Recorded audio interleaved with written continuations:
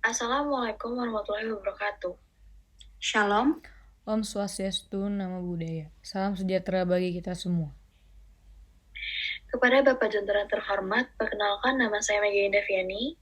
Nama saya Duyani Bunga Wahyuning Tias. Nama saya Stasya Gabriela Haleluya. Pada kesempatan kali ini, izinkan kami untuk menyampaikan hasil karya ilmiah mengenai perlindungan hukum atas suatu karya terhadap plagiarisme. Puji dan syukur kami panjatkan kehadirat Tuhan Yang Maha Esa atas segala rahmat yang telah diberikan olehnya. Tugas karya ilmiah mengenai perlindungan hukum atas suatu karya terhadap plagiarisme dapat terselesaikan. Tidak lupa juga kami mengucapkan terima kasih atas bantuan dari pihak-pihak yang telah berkontribusi dengan memberikan sumbangan baik materi-materi maupun pemikiran-pemikirannya.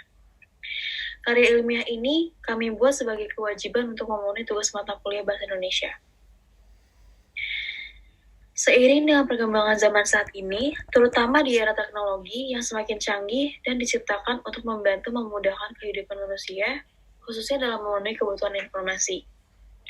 Mudahnya mengakses informasi di internet berdampak pada kebiasaan buruk dalam memperoleh informasi itu sendiri. Masyarakat, khususnya mahasiswa yang berada di dalam lingkungan akademik, kini dimanjakan oleh kemudahan tersebut. Namun, tidak dimanfaatkan dengan bijak, karena masih ada segelintir orang yang berlaku curang dengan mengambil tulisan orang lain yang ada di internet tanpa mencantumkan sumbernya, sehingga hal tersebut dapat dikatakan sebagai tindakan plagiarisme. Dalam pasal 1 ayat 1 Peraturan Menteri Pendidikan Nasional Nomor 17 Tahun 2010 tentang pencegahan dan penanggulangan plagiat di perguruan tinggi, plagiat adalah perbuatan sengaja atau tidak sengaja dalam memperoleh atau mencoba memperoleh kredit atau nilai untuk suatu karya ilmiah dengan mengutip sebagian atau seluruh karya dan atau karya ilmiah pihak lain yang diakui sebagai karya ilmiahnya tanpa menyatakan sumber secara tepat dan memadai. Tindakan plagiarisme telah marak terjadi dalam dunia pendidikan, terutama mahasiswa yang dituntut untuk menghasilkan suatu karya ilmiah, baik merupakan tugas harian ataupun tugas akhir seperti skripsi, tesis, dan disertasi.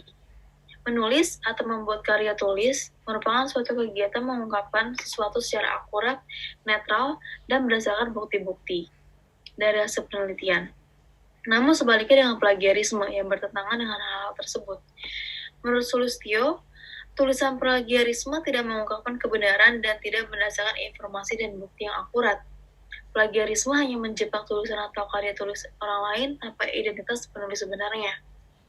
Tulisan yang bukan merupakan kajian dan pemikiran sendiri tidak dapat dipertanggungjawabkan kualitasnya. Berdasarkan paparan lataran belakang yang sudah Mega jelaskan, maka saya akan memaparkan beberapa rumusan masalah sebagaimana yang pertama, bagaimana etika yang baik secara hukum dalam membuat atau menghasilkan suatu karya. Kedua, bagaimana hukum mengatur suatu hak cipta akan suatu karya. Ketiga, bagaimana perlindungan yang diberikan oleh hukum kepada penghasil suatu karya baik yang sudah memiliki hak cipta dan hak kekayaan intelektual. Keempat, di mana letak perbedaan hak cipta dan hak kekayaan intelektual. Dan yang kelima, bagaimana bentuk perlindungan hukum bagi pencipta khususnya karya tulis ilmiah di perguruan tinggi dari tindakan plagiarisme berdasarkan Undang-Undang Nomor 8 Tahun 2014 tentang hak cipta. Selanjutnya, tujuan penelitian. Penelitian ini dilakukan didasari oleh ilmu hukum pidana dan perdata yang dimana penelitian ini berfokus kepada hukum yang mengatur etika dalam berkarya. Hak cipta dan mengenai hak kekayaan intelektual khususnya di negara Indonesia. Maka penelitian ini dibuat dengan tujuan yaitu untuk mengetahui aturan-aturan secara umum dan khusus yang berlandaskan hukum. Lalu manfaat penelitian merupakan dampak dari pencapaiannya tujuan. Jika dalam penelitian tujuan dapat dicapai dan rumusan masalah terpecahkan secara pasti dan tepat, kemudahan penelitian memiliki dua hal, yaitu secara teoritis dalam mengembangkan ilmu dan membantu memecahkan masalah yang sedang diselidiki. Kegunaan hasil samping dari penelitian dikaitkan dengan saran-saran yang diajukan setelah kesimpulan. Setelah itu ada bab 2 landasan teori. Hak cipta adalah suatu hak yang harus dilindungi. Apabila tidak dilindungi akan merugikan orang lain yang sudah bersusah payah mencari inspirasi, berimajinasi, dan berpikir untuk menciptakan sesuatu. Oleh karena itu dikatakan bahwa hak cipta merupakan bagian hak kekayaan intelektual yang sangat penting untuk dilindungi, terutama bagi lembaga libang dan perguruan tinggi yang banyak menghasilkan karya tulis ilmiah, buku, maupun perangkat lunak. Dari pengertian hak cipta yang diatur dalam pasal 1 ayat 1 Undang-Undang Hak Cipta nomor 28 tahun 2014, dapat diketahui bahwa hak cipta merupakan hak eksklusif. Keberadaan hak eksklusif melekat erat kepada pencipta atau pemegangnya, yang merupakan kekuasaan pribadi atas ciptaan yang bersangkutan. Hak eksklusif pencipta atau pemegang hak cipta dimaksudkan bahwa tidak ada orang lain yang boleh melakukan hak itu, kecuali dengan izin pencipta. Hak cipta mengandung dua macam hak, yakni hak moral dan hak ekonomi. Menurut Civil Law System, perlindungan hak cipta memberikan hak eksklusif bagi pencipta yang memberikan kemampuan pencipta berbuat apa saja terhadap ciptaannya, kecuali yang ditentukan dalam aturan pembatasan. Lalu yang kedua, perlindungan hukum terhadap hak cipta di Indonesia. Perlindungan terhadap suatu ciptaan timbul sejak ciptaan itu diwujudkan dalam bentuk nyata. Maraknya kejahatan pelanggaran hak cipta juga tidak terlepas dari kemauan masyarakat untuk mendapatkan barang yang sama dengan harga yang murah. Sanksi terhadap pelanggaran hak cipta sangatlah berat, akan tetapi kejahatan terhadap hak cipta juga terus terjadi. Contohnya seperti penjualan VCD, DVD, kaset atau CD game bajakan di pasaran.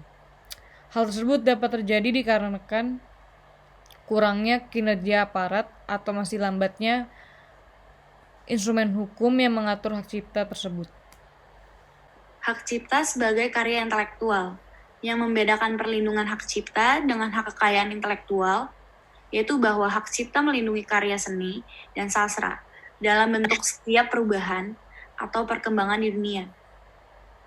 Hak cipta merupakan bagian dari beberapa atau sekumpulan hak atas kekayaan intelektual atau HKI, dan HKI ini memiliki aturan yang disebut hukum HKI yang meliputi dalam bidang hukum yaitu bidang hak-hak yuridis dari karya ciptaan dan karya yang berasal dari pemikiran manusia yang berhubungan dengan sifat moral dan ekonomi. Selanjutnya, sifat-sifat hak cipta.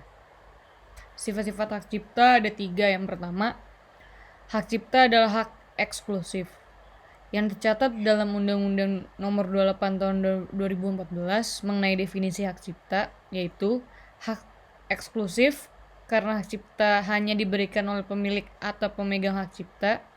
Selain pemilik atau pemegang hak cipta tersebut tidak dapat memanfaatkannya atau dilarang dipergunakan kecuali atas izin dari pencipta selaku pemilik hak.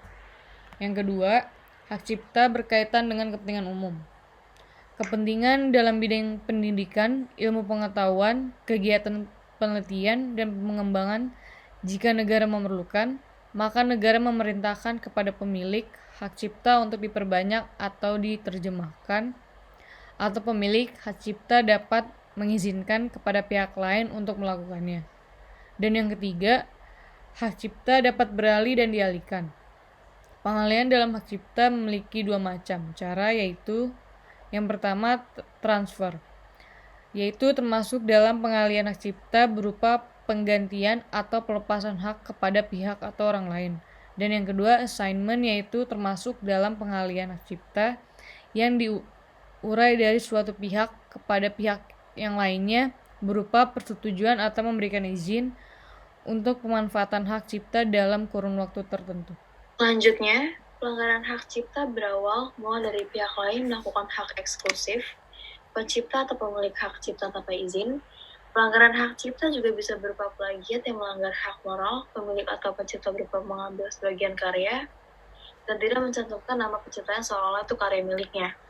Hal tersebut termasuk dalam pelanggaran perbanyakan karena mengambil karya orang atau dibuat secara sama persis, kemudian karya tersebut dijual dan disewakan untuk kepentingan pribadi, yaitu mengambil manfaat ekonomi yang termasuk dalam pelanggaran pengumuman. Dari kedua pelanggaran tersebut merupakan pelanggaran atas hak ekonomi pencipta. Berlakunya Undang-Undang Nomor 28 Tahun 2014 yang menjelaskan hak cipta sebagai penopang hukum dalam melindungi karya cipta dan pelindungan yang menegakkan hukum hak cipta. Ulang. Selanjutnya, pelanggaran hak cipta berawal mulai dari pihak lain melakukan hak eksklusif pencipta atau pemilik hak cipta tanpa izin. Pelanggaran hak cipta juga bisa berupa plagiat yang melanggar hak moral pemilik atau pencipta berupa mengambil sebagian karya dan tidak mencantumkan nama penciptanya seolah itu karya miliknya. Hal tersebut termasuk dalam pelanggaran perbanyakan karena mengambil karya orang atau dibuat secara sama persis, kemudian karya tersebut dijual dan disewakan untuk kepentingan pribadi, yaitu mengambil manfaat ekonomi termasuk dalam pelanggaran pengumuman. Dari kedua pelanggaran tersebut merupakan pelanggaran atas hak ekonomi pencipta, berlakunya Undang-Undang Nomor 28 Tahun 2014 yang menjelaskan hak cipta sebagai penopang hukum dalam melindungi karya cipta dan perlindungan yang menegakkan hukum hak cipta. Sekian prestasi kelompok kami. Mohon maaf apabila ada salah-salah kata. Wassalamualaikum warahmatullahi wabarakatuh. Assalamualaikum warahmatullahi wabarakatuh.